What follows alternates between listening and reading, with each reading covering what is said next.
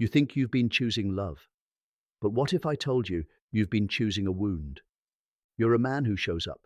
You try to be strong, responsible, grounded. You've worked hard to become what you were told a man should be. But behind every heartbreak, behind the quiet confusion that rises when things fall apart again, is a question you've never dared to ask. Was she ever really whole to begin with? You've met her. Maybe you loved her. Maybe you still do. The woman whose beauty seemed to light the room, who needed you, pulled you in, told you she'd never been understood until now. You thought it was fate. It felt electric, but it left you depleted, confused, twisted in 1,000 emotional knots. And deep inside, something in you whispered, "This isn't love. This is a game I don't know the rules to." Carl Jung once said, "People will do anything, no matter how absurd, to avoid facing their own souls." What if I told you that some women, many in fact, are doing exactly that? Not consciously, not maliciously, but chronically. They wear the mask of the woman, but inside they are still girls, arrested in their development, untouched by self-confrontation, terrified of adulthood. Jung saw her clearly. He called her the puella eterna, the eternal girl. And once you understand this archetype, your entire past will make sense. This video is not a criticism. It is a revelation, a mirror. Not for her, but for you.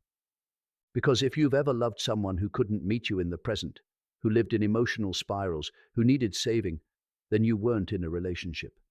You were in a myth, and you were cast as the rescuer. But what if I told you you were never meant to rescue her? You were meant to wake up. And that's what this is, your awakening. Now, let's go deeper. I studied her long before the modern world tried to disguise her behind curated photos and endless affirmations. She has existed for centuries, hidden beneath romance, charm, and fragility. I called her the puella eterna, the eternal girl, and many of you have loved her without knowing her name. She is not evil. She is not broken, but she is unfinished. She has not yet crossed the threshold into full womanhood. And so, she builds her life around fantasy, not reality, around emotional highs and magical thinking, around the hope that someone else will make the world safe so she never has to grow strong. This girl can be seductive, her energy playful, her presence light, her smile disarming. But when life demands depth, structure, and resilience, she collapses. She avoids confrontation, deflects responsibility, and escapes into drama. She is not anchored, not because she is wild, but because she has not rooted herself in the soil of her own soul. Behind every flirty message, every coy delay, every crisis that somehow becomes your fault, is the refusal to grow. She doesn't want to be responsible. She wants to be adored. But why? Because she learned early that being agreeable was safer than being real, that pleasing others brought love, that expressing rage, ambition, or assertiveness made her undesirable. So she split. She exiled her power. She hid her depth. She became a projection of what the world wanted, not a person rooted in her own truth. And here is the trap. You mistake her need for connection as intimacy. You mistake her chaos for passion. You call her emotionally vulnerable, when really she's emotionally undeveloped. You begin carrying her pain, adjusting your center, softening your truth. You become her therapist, her anchor, her stabilizer, and you think it's noble, but what it really is self-abandonment. She does not want to grow, not yet, because to grow would mean to grieve the girl she has clung to. It would mean stepping into discomfort, structure, boundaries, consequence, and unless she chooses that path willingly, you cannot lead her there. So ask yourself, are you with a woman who can stand in the fire of her own transformation? Or are you with someone waiting for you to do all the burning? One of you will have to face the truth. And if she won't, it must be you. You don't choose her because you're blind. You choose her because something in you is unresolved. There is a contract, silent, unwritten, and deeply unconscious, that binds you to the woman who refuses to grow. This isn't about blame. It's about recognition. You were taught, whether by a distant father or an overburdened mother, that your worth came from being needed, that love was something you earned by solving problems, by fixing others, by being the strong one when no one else knew how. So when you meet the eternal girl, something lights up in you. She doesn't ask you to be yourself. She asks you to save her. And that feels familiar, like home. But it is not home. It is a wound. You don't want a partner. You want to be a hero. And in trying to rescue her, you forget that you were never meant to carry what she refuses to hold. This is the unconscious agreement you keep signing. She agrees to remain small. You agree to feel needed. She avoids responsibility. You pick up the weight. She spins in chaos. You steady the ship. But the cost is staggering. You lose your edge. You silence your anger. You abandon your path just to keep her from falling apart. And the worst part? You call this love. Carl Jung taught us that the unconscious seeks wholeness, not happiness.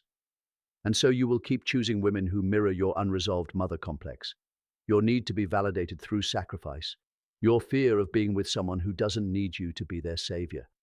You don't just tolerate the emotional immaturity, you're drawn to it. Because it gives you a role. It makes you feel essential. But essential is not the same as free. Until you see this clearly, you will repeat the cycle. You'll keep mistaking dependency for connection. You'll confuse rescue with love. And you'll wonder why every relationship leaves you drained, resentful, and unsure of who you are anymore. But there is a way out. You must begin to recognize your own pattern. You must realize that your urge to rescue is not strength. It is a defense, a way to avoid your own unmet needs by focusing entirely on hers. Until you confront this truth, you will continue handing your soul to women who don't know how to hold it. You do not need to be needed to be worthy. You do not have to carry her to prove your strength. You only need to choose truth over fantasy. And that choice begins now. You think you're strong because you stay, because you endure the emotional roller coasters, absorb the blame, fix the broken pieces. You think this makes you loyal, resilient, noble. But ask yourself, at what cost? Staying with the woman who refuses to grow doesn't just take your time. It takes your clarity, your focus, your very sense of self. You wake up in a fog of confusion, wondering why you're exhausted even when nothing's happened. You overthink simple conversations, constantly trying to read between the lines. You walk on eggshells, trying not to trigger the next emotional storm. And little by little, you become smaller. Less expressive, less decisive, less you. This is not love. This is slow erosion. Carl Jung warned us that anything you don't bring into consciousness will continue to rule your life as fate. And this is exactly what happens when you stay with someone who hasn't met their own unconscious. You carry what they've refused to face. Her emotional chaos becomes your responsibility. Her inner child becomes your daily caretaker. Her mood swings dictate your peace. You become the stabilizer, the anchor, the adult in a two-person dynamic where only one is willing to evolve. And you convince yourself this is strength. But it's not. It's self-abandonment dressed as commitment. And the longer you stay, the harder it becomes to tell where she ends and you begin. You lose your voice trying to keep the peace. You mute your truth so she doesn't feel confronted. You dull your purpose because she finds your clarity threatening. This is the cost. You forget what you were building. You forget what your life was about before it became about fixing hers. And eventually, you forget who you were before you started shrinking to keep her comfortable. The man you were born to be begins to fade. Not because you lack potential, but because you've spent all your energy protecting someone else's illusions instead of building your own reality. And here is the brutal truth. She doesn't even realize the damage she's causing. Because she hasn't done the work. She's not malicious. She's unconscious. But that doesn't make the damage any less real. You weren't built to orbit someone else's unresolved childhood. You were built to lead, to create, to rise. And you can't do that while playing emotional parent to someone who refuses to grow up. You think leaving is cruel. But what's cruel is becoming a ghost in your own life. Jung would say, the man who sacrifices himself to keep the peace externally will eventually create a war within. And that war, if left unacknowledged, becomes depression, resentment, even rage. So ask yourself, what have you already given up to stay in this dynamic? And more importantly, how much more of yourself are you willing to lose before you finally walk away? She doesn't do it consciously. She doesn't say, "Here, take my wounds, my fear, my unfinished past." But she hands it to you nonetheless, not with words, but with behavior, with silence, with neediness masked as love, with chaos disguised as passion. Carl Jung taught that the shadow is everything we reject in ourselves. Not just the dark, violent parts, but the vulnerable, messy, frightened parts too. And when someone refuses to face their shadow, it doesn't disappear. It just spills out onto the people closest to them. You. She may seem light-hearted, playful, carefree. But underneath that persona lives the storm she won't acknowledge. The fear of abandonment, the shame she never processed, the anger she doesn't even know is there. And when you come close, when you try to truly connect, those things wake up. Suddenly, you're not her partner. You're her father, her therapist, her emotional shock absorber. And every time you try to set a boundary, it's met with resistance. Every time you name a truth, it's called an attack. You begin to walk a tightrope of emotional management, constantly adjusting yourself to avoid triggering her unspoken wounds. But here's what Jung would tell you. Those wounds are not yours. And yet, you carry them. You carry her need to be rescued, her fear of being alone, her resentment toward a world that never taught her emotional discipline. You carry it in your silence, your self-censorship, your internal exhaustion. And if you've ever wondered why you feel more tired around her, more reactive, more emotionally unstable, it's not because you're weak. It's because you're holding what isn't yours to hold. Jung's warning was clear. What we don't face within, we meet without. That's not just true for her, it's true for you. If you have not met your own inner feminine, your own anima, you'll be seduced by the external expression of it. And worse, you'll try to rescue it, thinking you're being loving, when in reality, you're just avoiding your own healing by focusing on hers. This is the trap. You're carrying a shadow that doesn't belong to you, and in doing so, your own shadow grows. You begin to suppress your truth to maintain the connection. You begin to feel guilty for needing space, needing clarity, needing respect. You confuse love with sacrifice. But love does not require you to abandon yourself.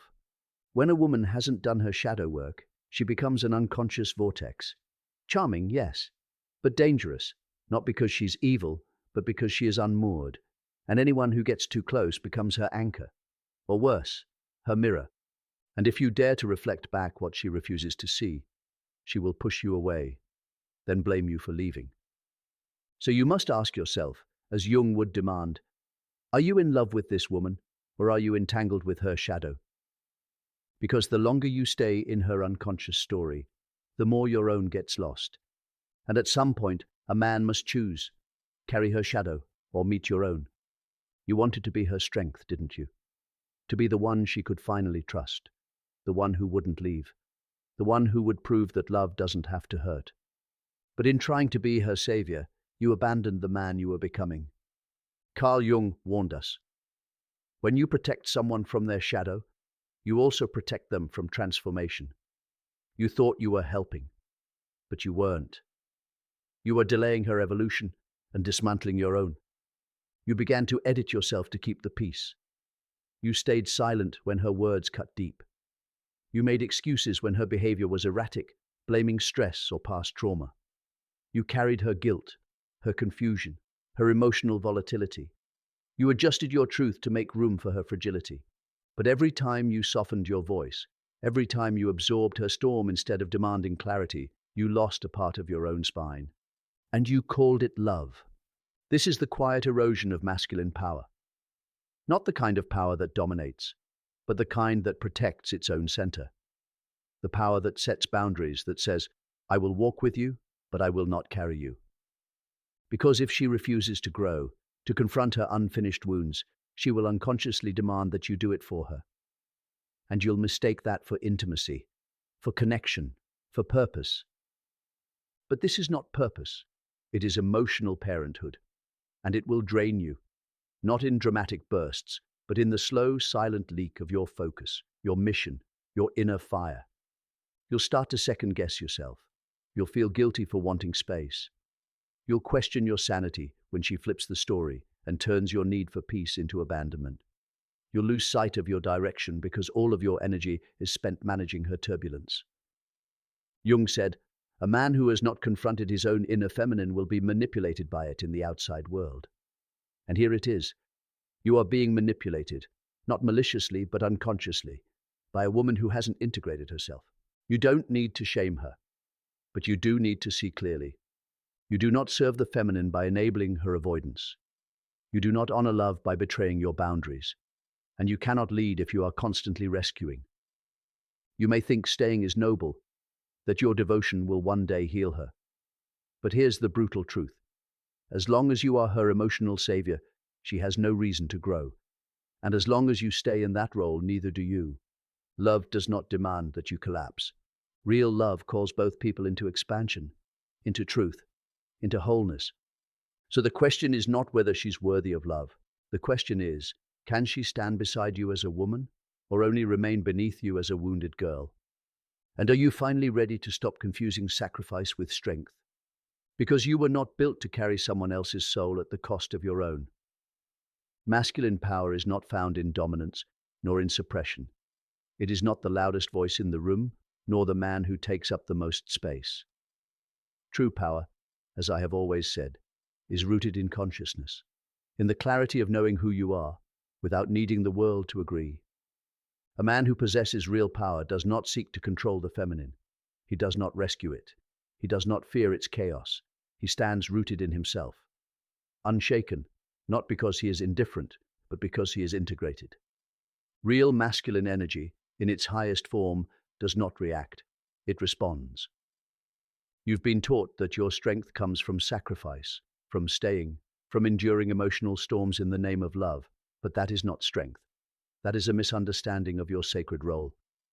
Strength is in knowing when to walk away. Strength is in saying, "I will not betray myself to be accepted." Strength is in setting a boundary, not out of anger, but out of love for your own center. This is where most men falter.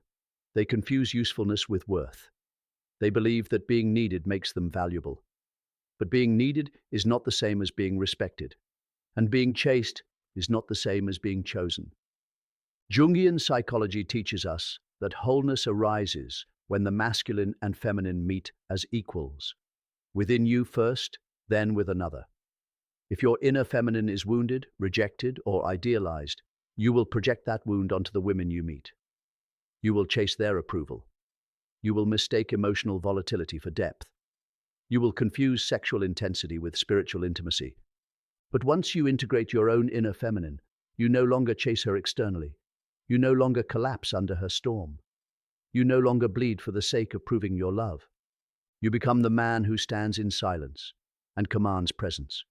Not by force, but by the way you protect your energy, the way you move with intention, the way you refuse to perform for validation.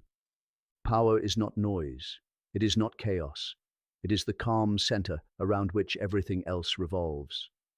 That is what the world needs now, not more wounded men trying to fix wounded women, but whole men who live from depth. Men who choose their values over their vices, their clarity over their chemistry, their mission over their mirroring. So ask yourself, where is your energy going? Is it building something lasting or leaking into someone else's unresolved past?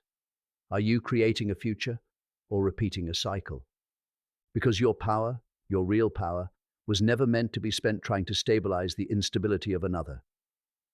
It was meant to shape a life built on purpose, presence, and inner peace. And until you reclaim that, no relationship, no matter how passionate, will ever feel like home.